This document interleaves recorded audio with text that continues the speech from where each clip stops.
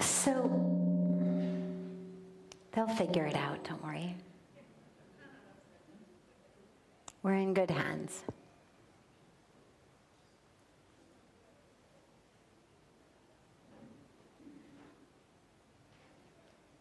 All good now? Okay. Can you still hear me in the back?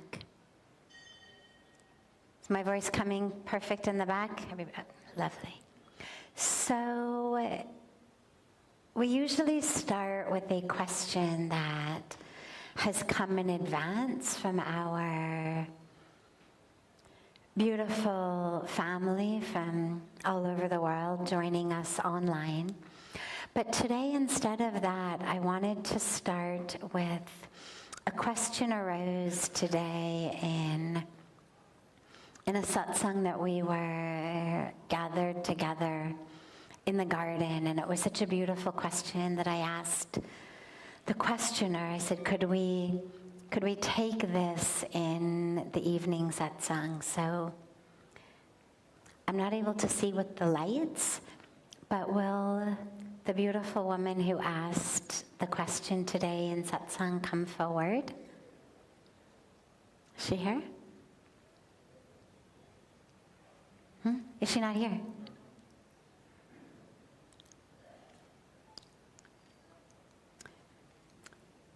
Preeti love, we don't have a paper. Okay. Is she here? I can see you, okay. No problem. So it was a question, I'll rephrase her question. It was a question about being in peace, being spiritually anchored and grounded at a time when there is so much going on in the world. Climate change, environmental destruction, certain political leaders in different parts of the world. She comes from the US, who are not embodying that which we would consider right. And how do you be in peace with it without being complicit in it?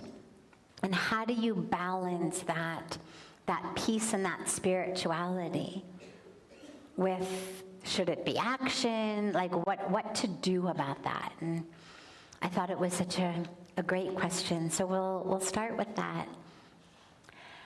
And it's so important because for so many of us, this is the big balance.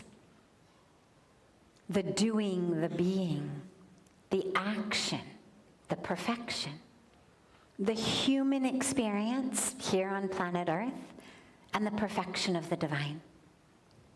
And she said, how do you balance that perfection of the divine with all of this that's happening? And this is where it's really important to understand that we live on two different levels, simultaneously. Many levels, but we'll talk about two big delineations. One is this human body. This is an incarnation. It's real. We did squeeze ourselves out of our mother's womb.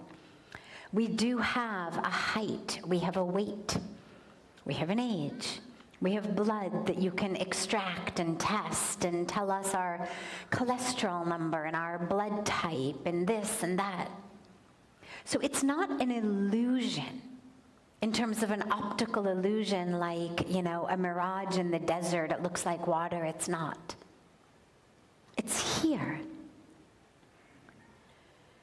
It's just not what you could consider the ultimate, highest, eternal truth of us.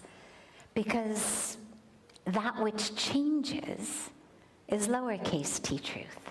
That which doesn't change is the capital T truth. That's the nature of who we are. Body changes, situations change, circumstances change. Even in different times of our life, our dharma changes. Our dharma at one phase of life is different than our dharma at another phase of life. In this human package, in this karmic incarnation, we absolutely must act. We are here to act. It is why we have taken birth, to do actions that are in alignment with our dharma, our highest purpose. In the Bhagavad Gita, Bhagavan Krishna speaks on and on about the importance of action and about actually how we can't even not act. There's a beautiful moment when Arjuna says, forget it. I don't want to do this. I don't want the karmic repercussions of this war. I'm going to just go and I'm going to sit in a cave and I'm going to meditate. And Bhagavan Krishna basically says, not so fast. That's not your dharma. Your dharma is a warrior to restore dharma, to vanquish evil, to vanquish darkness, to bring back light, to bring back goodness. But even so, you cannot not act. You can close your eyes, you can stuff up your ears with earplugs, you can sit on your hands. Your mind is still thinking. To think is an act. But even beyond that, an act of omission, to not fulfill your purpose, to not do your dharma, that is an action. It's just an act of omission rather than an act of commission. It's not something I'm committing, it's something I'm omitting. But it's still an action. And it still accrues all of this karmic baggage. So we have to act. That's this level. The other level is the level in which there is nothing but God, in which this entire creation is a product of Maya, illusion. And the best way to understand conceptually that level is to think about a dream while you are asleep. Everything seems very real. You walk out of your house, you get in your car, you drive to the office. The guy in the garage parks your car, you stop, you get a cup of coffee. I mean, I know this isn't a very interesting sounding dream, but you know, whatever. So you get a cup of coffee, then you do this, then that happens, this happens. It seems so real. The car, the coffee, the office building, the people you were talking to, the bagel you had for breakfast. But when you wake up, you realize none of it existed, not even a little. It's not like it existed and then it disappeared. It didn't even go through a creation, sustenance, destruction process. There was no creation. It only existed as a manifestation of the stuff of your mind. All that existed was you. You were the car, you were the coffee, you were the bagel, you were the office building, you were the people you were talking to. Nothing, no one other than you existed. And on that level of awareness, that's what you can think of as the kind of the highest, truest, eternal level of awareness. Nothing but God. All of this which is happening in consciousness. In the field of consciousness, like your dreams are happening in the field of your mind. And it's important to keep both levels in awareness as much as you can at the same time, to kind of be aware, yeah, both of these are true. Truest, unchanging, eternal is there's nothing but God. And here we are in these bodies. And they bleed if you cut them. And they hurt if you hit them. And stomachs growl when they're hungry. And it's real for all purposes in this moment. And in the first level of existence, where it's nothing but God, it's all perfect. If you're sleeping safe in a beautiful bed, even a nightmare is perfect. It's irrelevant. It doesn't matter. Everything is perfect. The only imperfection is the mind that thinks it's imperfect. It's actually all perfect. You're asleep in a beautiful warm bed, very healthy, very safe. It's only the illusion in the mind that makes you think there is a problem. So on that level, it is all perfect. Because all of this is just different dreams. Oh, I had a dream of climate change. Oh, I had a dream of this leader without so much integrity. Oh, I had a dream of human rights abuses.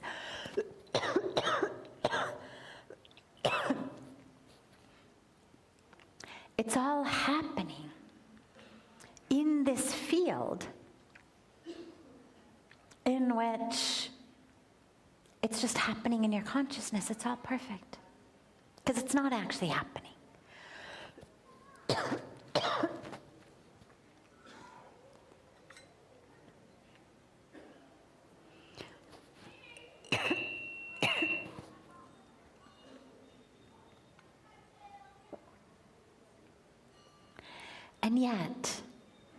And yet, every single spiritual master of every religion that I have studied, of every spiritual path that I have become familiar with, every one of them emphasizes compassion, love, truth, integrity, living in alignment with the earth, living in alignment with others, opening your heart in connection.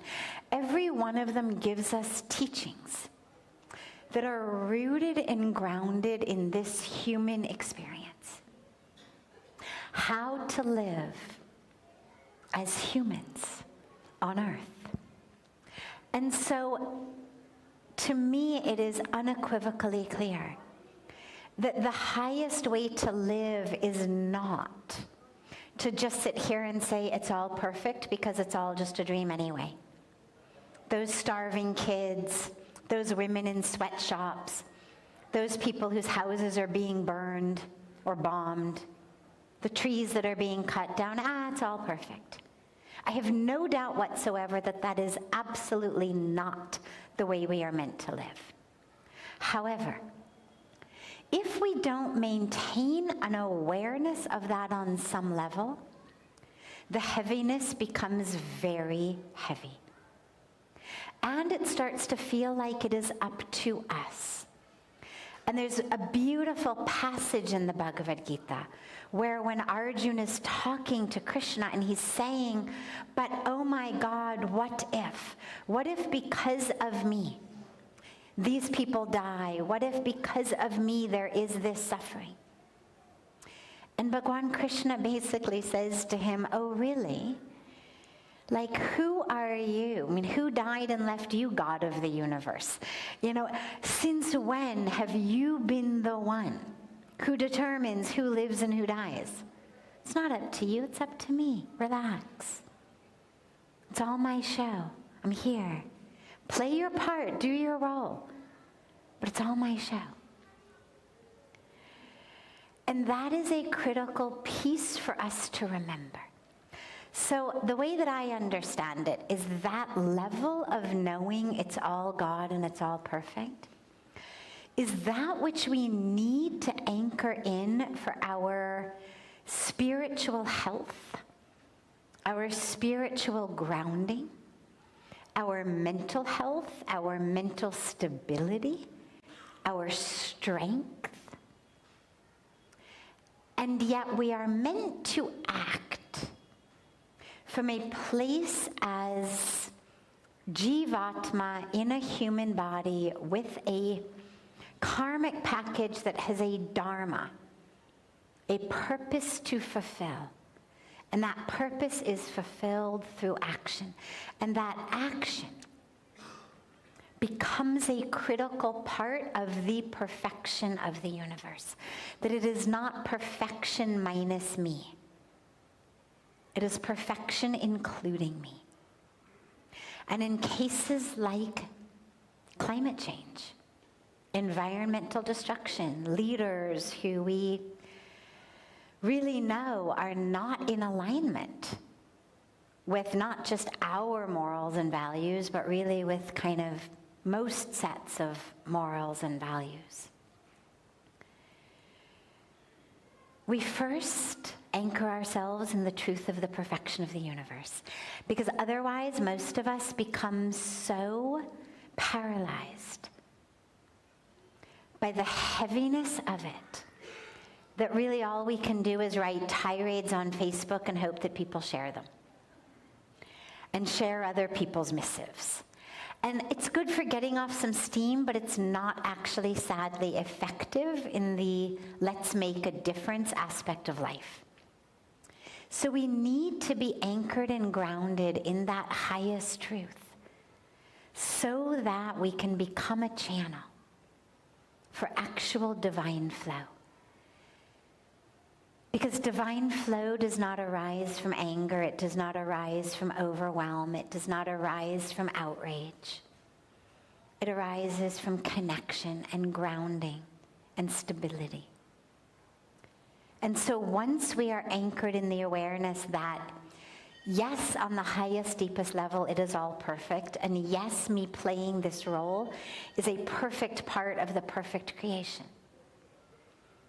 And yes, we remember it's not about us or up to us because there is a divine hand here.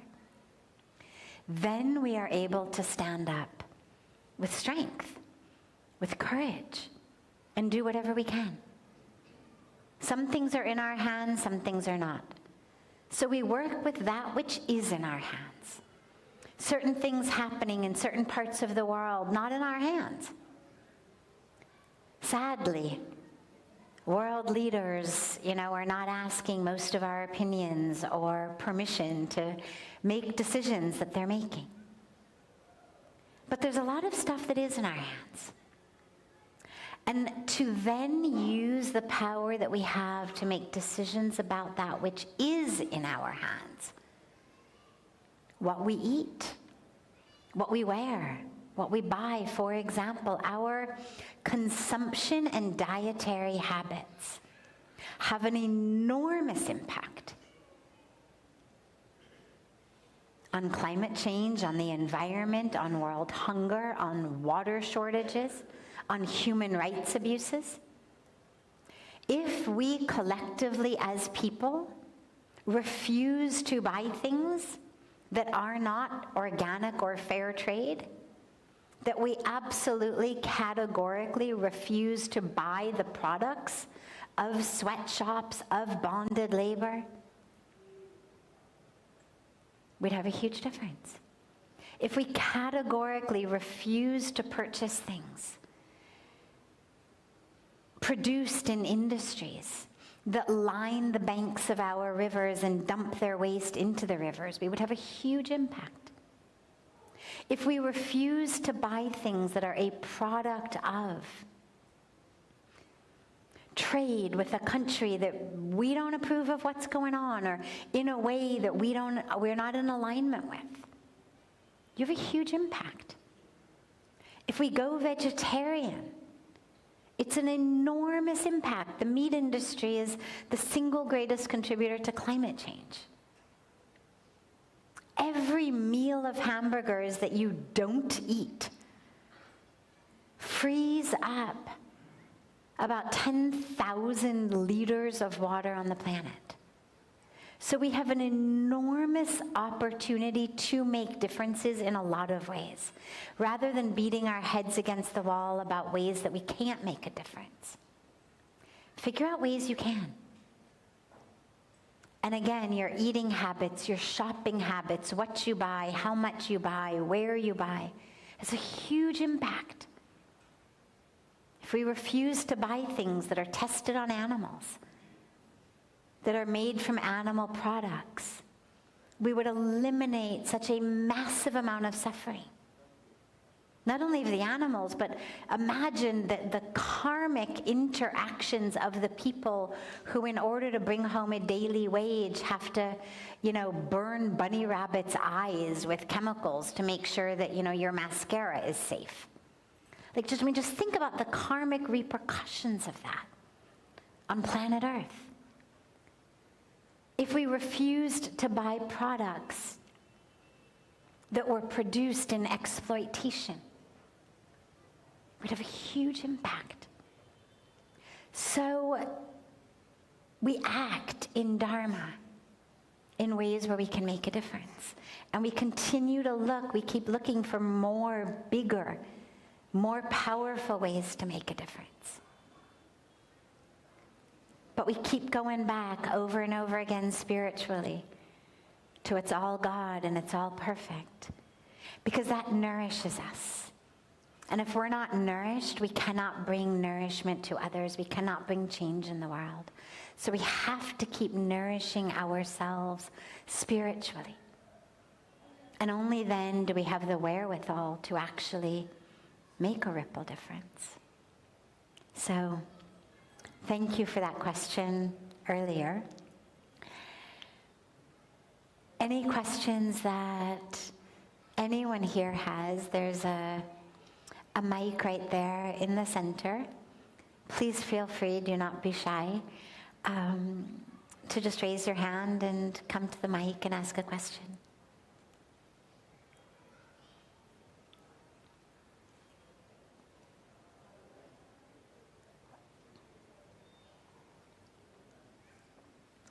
Yes, come. You do not actually have to wait to be called upon. Come.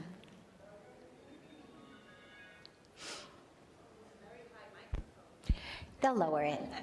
They'll lower it. Bhaiya isko niche kar do, hai na? It's okay, it's okay.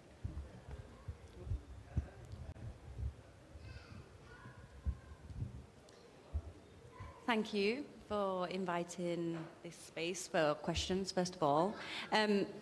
It's a question in regards to the yogic path, and earlier on you highlighted about your past being scientific. So there's obviously this bridge between science and spirituality, right? So I'm just curious to know your perception or your perceptive about siddhis, and whether you agree with them or whether you think that they're possible to, of course, some of them make sense. But the siddhis, the powers. Correct, yeah. Mm-hmm. Sure. The siddhis are absolutely possible. We have lots and lots and lots of irrefutable scientific evidence of them.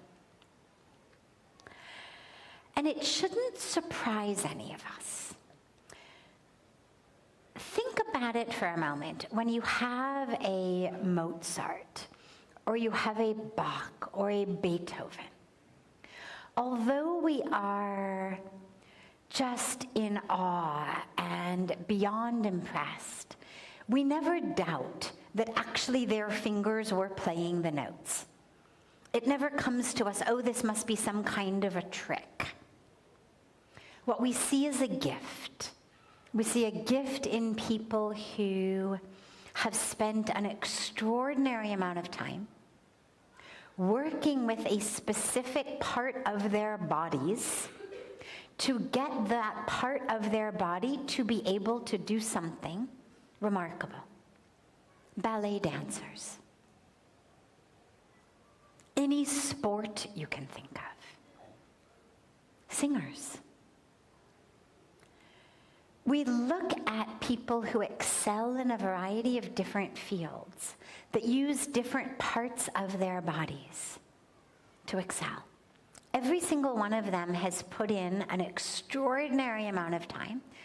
Granted, they come into this world with a predilection, you could say, toward music or toward dance or toward singing. But then they have to do the work. Lots and lots and lots of hours. I mean, you look at, you watch the Olympics and you look at what people like Simone Biles can do. And okay, yeah, she came onto this earth blessed in some very special way. And yet, the thousands and thousands and thousands of hours, probably tens of thousands of hours, that she has put in to do that, which seems humanly impossible. I mean, think about it. A board like this thick, to stand on it without falling would be a trick for most of us to just be able to muster. Now you say, I'm going to do a triple backflip and actually land on it. Impossible. But when she does it, nobody looks at it and says, oh, that must be a trick. She didn't really do it. It must be some like sleight of hand type of thing that just makes us think that she actually did a triple backflip and landed right on the balance beam. We understand that it is a working with the body as a whole or certain parts of the body to master something that is truly remarkable. When you speak about the siddhis, it's really the same thing, but it's working with the mind. But it's working with the mind in very, very specific ways. Gymnasts and ballerinas and swimmers and runners all work with their full bodies, but they work with those bodies in vastly different ways. The siddhis are attained by working with the mind in very specific ways that have very specific outcomes. It shouldn't surprise us. We shouldn't doubt it.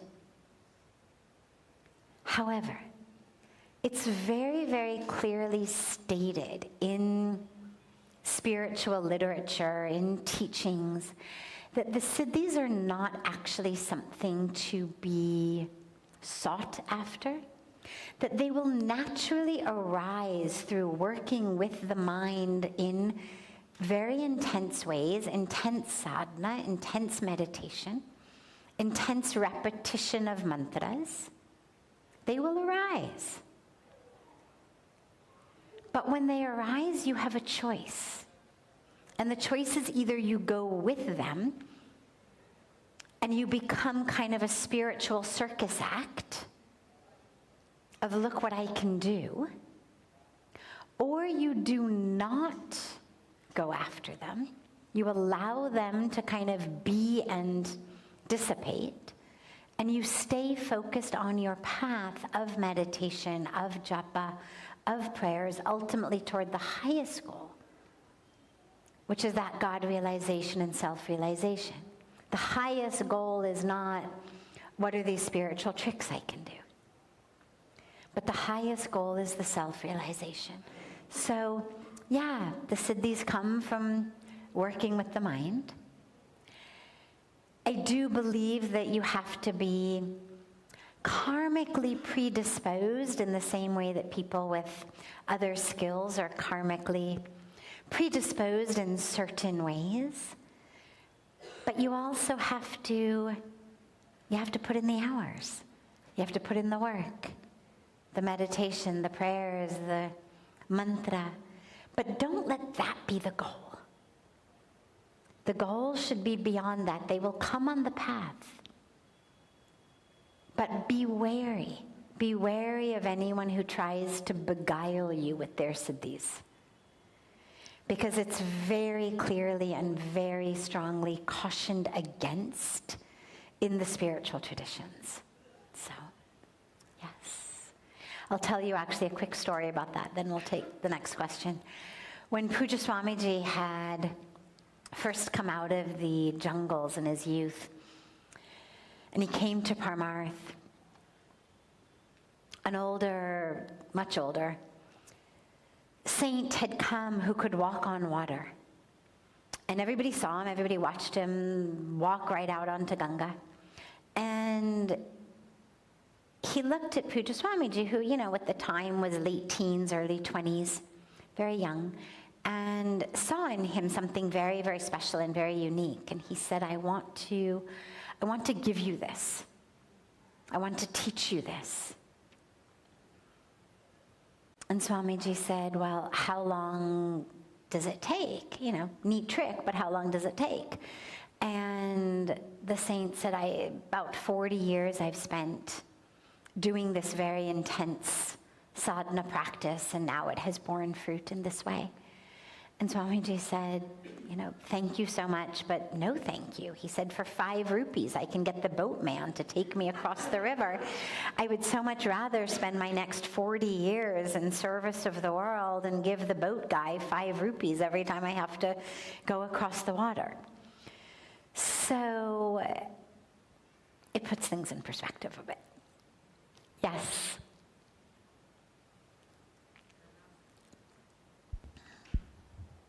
Pranam Sadhviji.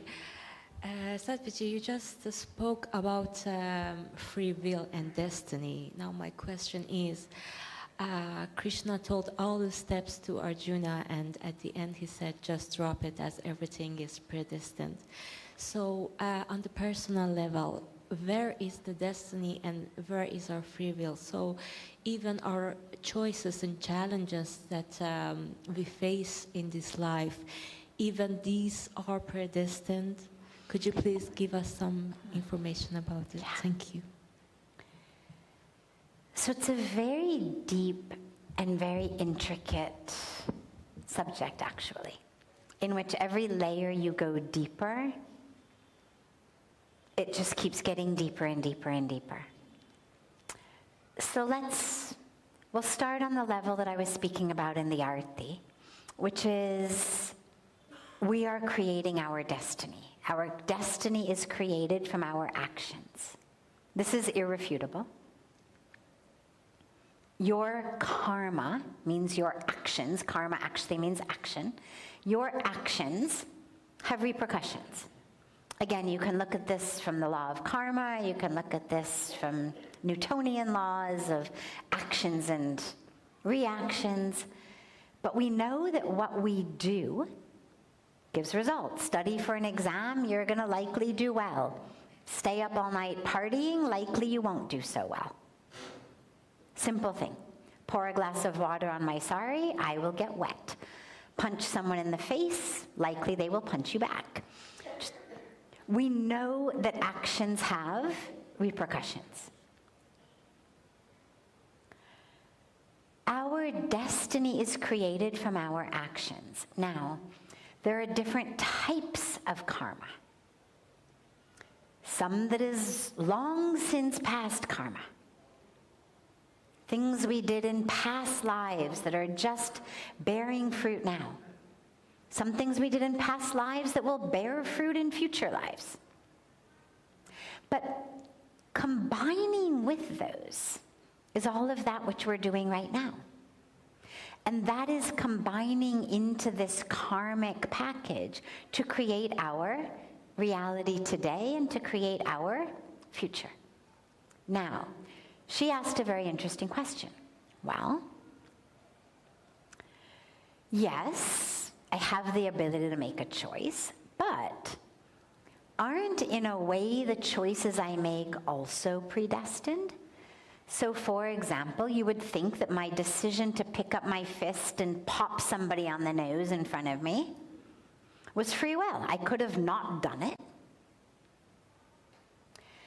But scientifically, neurologically, what we know is different people's brains work in different ways. Some people are much more likely to bop somebody in the nose than other people are. And we know that a lot of that has to do with the family of origin we come from, the experiences that we have in childhood, the way that our nervous systems are created, the patterns that we learn, the habits that we get in early childhood, what we call sanskaras, the grooves upon our psyche. So if how I choose was essentially formed by my family of origin and my experiences in childhood, And that came from the past, like where does free will really come in there? And there's a very interesting book that I have started, but I have not gotten very far into it, although it's on my list of intentions, it's by Robert Sapolsky from Stanford, who's just a brilliant scientist at Stanford. The book is called Determined. And it's a book that essentially posits that we have no free will. And he's a brilliant neuroscientist. And it's a book that, from a purely neuroscientific standpoint, explains why we have zero free will, why every single thing that we do can be determined from looking at our neurology. Once I finish the book, I will be able to give you more insight into what it says. But what I would say on a spiritual side, that's just the scientific side.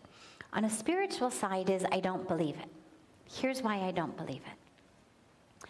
Our sages and saints and rishis had access to the highest levels of science. The Panchang. No problem, it happens. The Panchang, the almanac that was prepared by our rishis and sages long before there were even calculators, forget computers, forget telescopes, long before any of that, thousands of years ago. An almanac that can tell you exactly to the minute when the moon will be full, when the constellation will be like this. It does the entire astrology and astronomy for thousands and thousands and thousands of years. No telescope, no microscope, no calculator, no computer. Just by going within.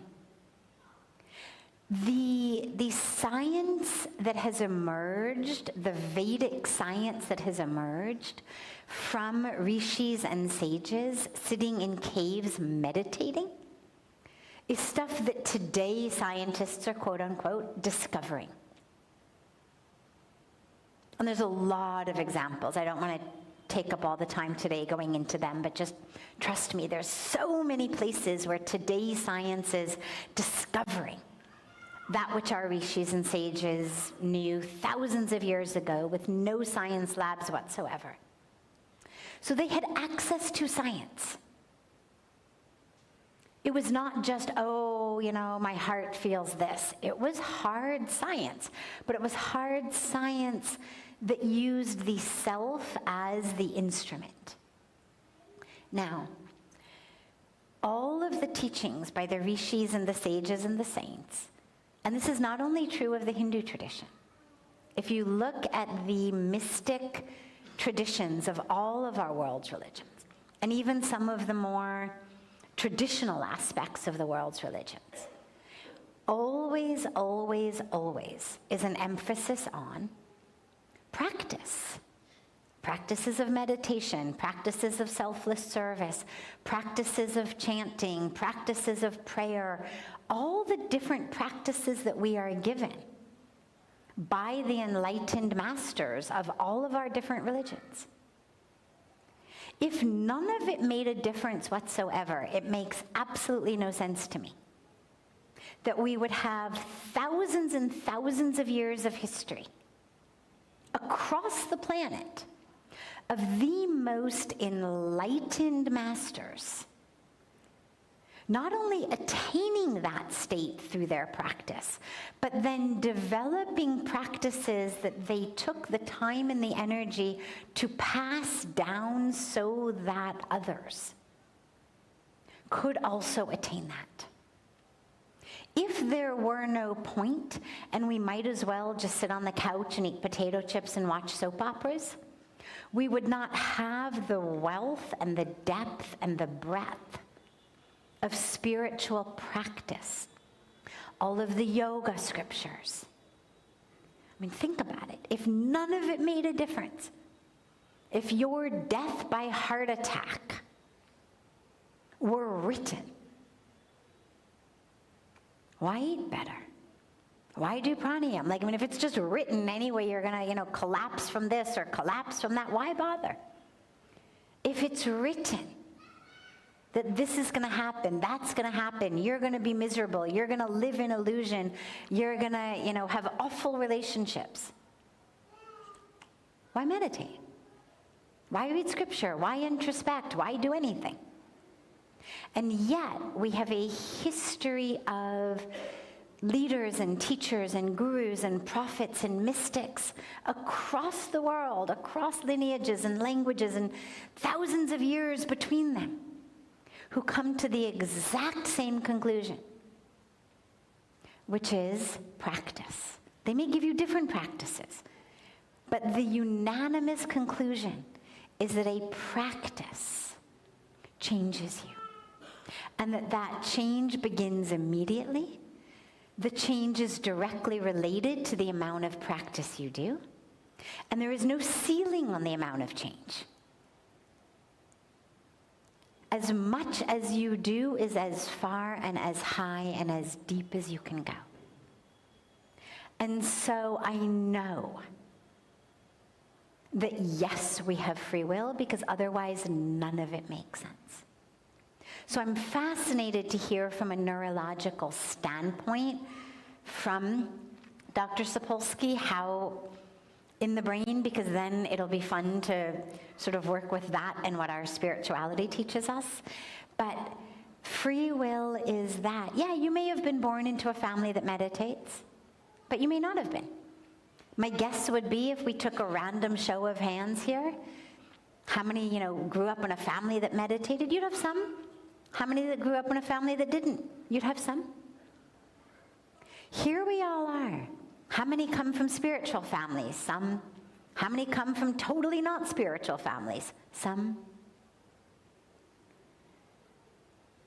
We're going to be able to prove that it's not actually all a product of our upbringing or of our nervous system or of the neurotransmitters in our brain or of our cultural influences, but that actually there is a power of free will that gives us the ability to choose.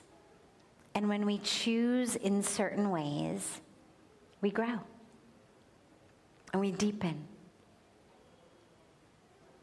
And when we choose in other ways, we suffer and we bring suffering to others.